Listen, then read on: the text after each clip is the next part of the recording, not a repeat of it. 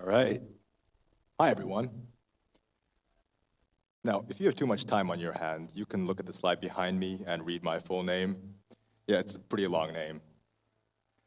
So, I came to Japan via a joint venture twinning program from Mongolia, and I'm currently a third-year mechanical engineering student at this very school. And if you've read my bio, you already know that. But what you might not have known is that a couple of years ago, I had absolutely no intent nor interest in studying mechanical engineering of all subjects in Japan of all places. In fact, I was dead set on becoming either a lawyer or a diplomat and studying in the US.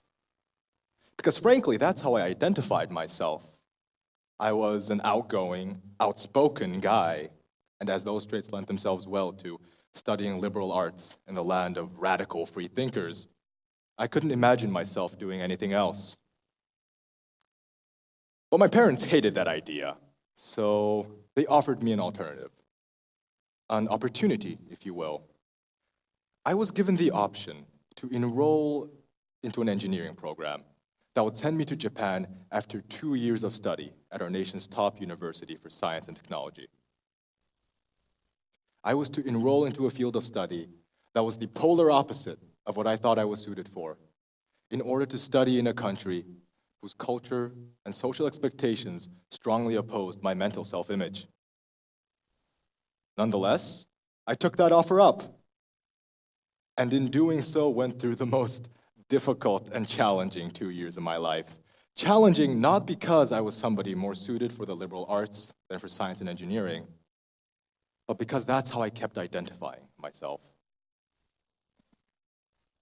Now, I'd always told myself that I was just bad at math and science.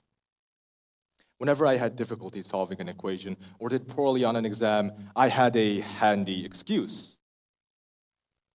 This just isn't what I'm good at.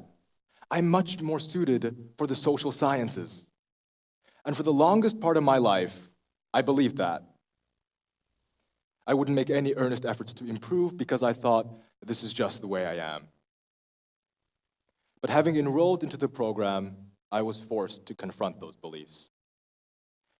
And once I did, I discovered that I wasn't inherently bad at those subjects. I just needed a little, okay, admittedly a lot of practice, but nonetheless, I had a future in engineering. But I'd convinced myself otherwise and closed myself off from any other possibilities. Now, I want you all to ask yourselves how many times you've closed yourself off from certain ideas or possibilities based off of an arbitrary and predetermined assessment of yourselves. So how many times have you told yourselves either of the following, all right? Oh, I'm just not good at learning foreign languages. I'm not good at making new friends because I'm just not a very social person. Or much like myself, this is just the way I am. Now, chances are you've probably said either one of those things, or at least something similar to yourself before. And the fact of the matter is, we do that all the time. Because we as humans are inherently biased creatures. Bias. Now, bias is many things, and I'm sure you've had scientists, experts, and people much more important than myself explain it to you at length before. But in the context of today's talk, we will be defining bias as our mind's bad habit of making us believe certain things that may not necessarily be true in order to preserve our worldview. Essentially, it's a defense mechanism, a survival instinct of sorts. We don't like being wrong, and we don't like having our beliefs challenged. It's simple human nature, really. But it's also exceedingly dangerous when our opinions of people, ourselves included, are influenced by our biases. We tend to make flawed, incomplete judgments, summarizing otherwise complex individuals into simplified, easy-to-understand caricatures. The good news, though, is that the mechanisms on which our biases operate are pretty simple when it comes down to it. So first off, because our brains don't like being wrong, it will habitually seek out information that confirms its pre-existing beliefs, essentially creating a feedback loop of sorts. And secondly, those pre-existing beliefs are informed by the very first impressions we get of things.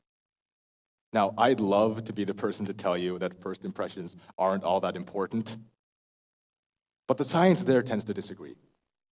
In fact, a simple test can prove that the first impression may be the most important part in our evaluation of an individual's character. Now, I want you to look at the slide behind me and evaluate which of the two women you think is more likely to become a successful entrepreneur. I've assigned certain traits to both women, and I want you to use all of the information before you make your judgments, all right? Okay, time's up. Which of the two women do you think is more likely to become a successful entrepreneur? All right, show of hands, who here thinks it's woman B? All right, who here thinks it's woman A? So that's actually a lot more than I expected.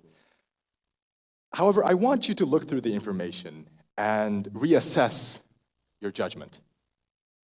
You will find that both women have, in fact, been attributed the exact same personality traits.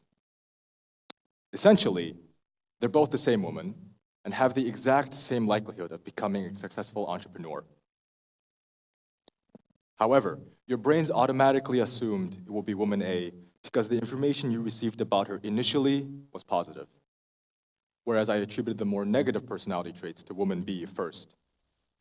And just like that, our brains will make judgments based off of the first piece of information that comes our way and let it dictate our thoughts thereafter.